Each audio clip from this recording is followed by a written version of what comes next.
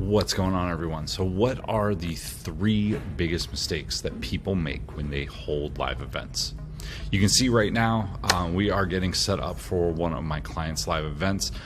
I work specifically helping people sell high-ticket coaching from live events just like this. We put somewhere between 50 and a couple hundred people in the room, and we sell a 25K coaching package on the back end. What are the biggest mistakes that people make when they're trying to hold events? See, the biggest call that I get is, hey Steve, we're 3 weeks away from my event. We rented a room that can hold 400 people and we have 5 people registered. How do you stop that from happening? Well, in the previous video that I made, we talked about the best ways to fill the room. But what are the biggest mistakes that people make when they're actually holding the event? Well, the first one is they hire too many outside speakers. You should be the primary person speaking at your event because you are selling a high-ticket coaching program. People are buying you. But when you have other people speaking at your event, it steals from who you are. The right number of other people speaking is 1, maybe 2. Should other people make offers at your events? This is another question that I get all the time. And the answer is 1, and it should be a much lower price than your offer or none at all.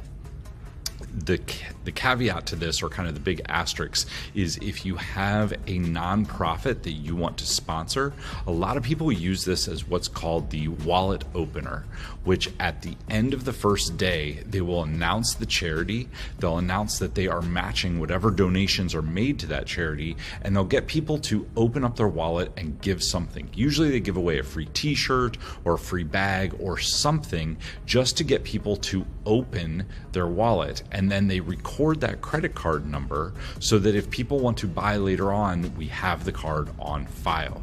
That's the whole point of that. Of course, it features a great nonprofit and it helps generate money and make the world a better place, but it also helps you raise the number of sales that you make. So what are the biggest mistakes that people make at the live events? Well, the second big mistake that everybody makes at their live events is they don't have a clear story arc. A lot of times people have a topic over here and then a topic over here and a topic over here, and they just teach everything that they know. A lot of times this happens. I've seen it in more than 70 events that we've held. I would say all of them, people show up last minute just getting their slides done.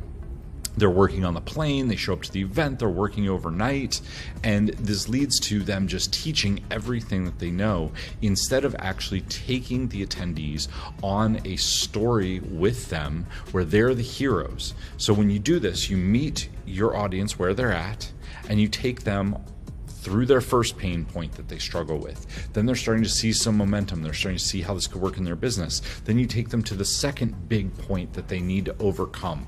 This can be a false belief that they need broken. This could be a skill that they need to master. Now they're starting to see how their business can benefit or how their lives can benefit from the outcome that you're offering. At this point, this is when you want to make the offer. Once you've taken them through 2 or 3 things on a very clean story arc. So meet them where they're at, break their false beliefs, help them gain some momentum, and then make the offer. But instead, what we see at a lot of live events is people, the influencers, like, well, I'm just going to teach everything I know because there wasn't enough pain for them to build the story arc, so they just waited till the last minute and threw something together. I get this call all the time from clients. We help them clean their event up, story arc it, we give them the frameworks, we help them build the workbook that takes people from where they are to where they want to go. So that was the second biggest mistake. What is the third huge mistake that people make when they're holding live events? This is what hurts their sales more than anything. And this is having the pitch be right after lunch.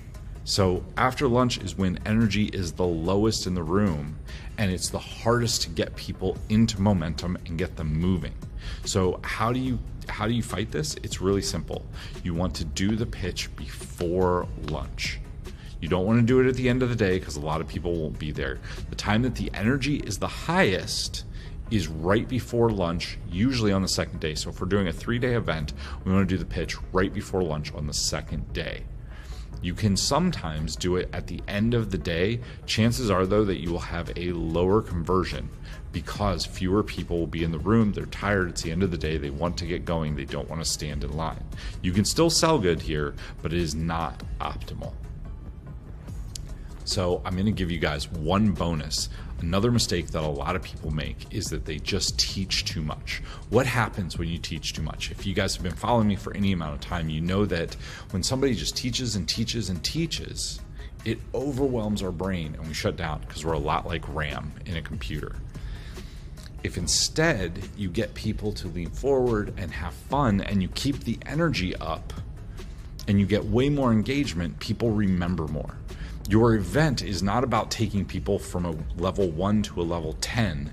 Your event is about taking people from a level 1 to a level 3 or a level 4 and getting them to future pace themselves into the outcome that they can have working with you. I'll never forget when I first started holding events, Dan Kennedy told me all about this. He was like, I held an event, but I didn't sell anything. And he was like, you're an idiot. You didn't sell anything. You had all those people who bought a plane ticket, stayed in a hotel, traveled to come to your event, and then you didn't sell them anything. The whole point of the event is that you are separating out. They're self-selecting themselves as the best people to be in your programs. They're willing to spend money on an event ticket. They're willing to get on a plane. They're willing to get a hotel room. They're willing to sit in a room and listen to you. These are your 1,000 true fans, and they want to buy from you. You just have to put the right offer in front of them, and they are primed to buy. This is why live events, we usually see close rates of 30 to 40%. Now you can hold a virtual event, you're going to get 10 to 20% to move forward. You have way less cost, way less exposure, but having a live event always activates the top level people, and you do this by keeping the energy in the room up. This is the asterisk. Keep the energy in the room up by constantly getting them out of their chairs, jumping around, clapping, doing cartwheels. Like if you've ever been to a Tony Robbins event, every 8 minutes he's having you give the person next to you a massage, dance a little bit, jump around. This keeps the energy way up. And if you keep the energy up, your sales will go up as well. All right, I will see you in my next video. I'll see you there.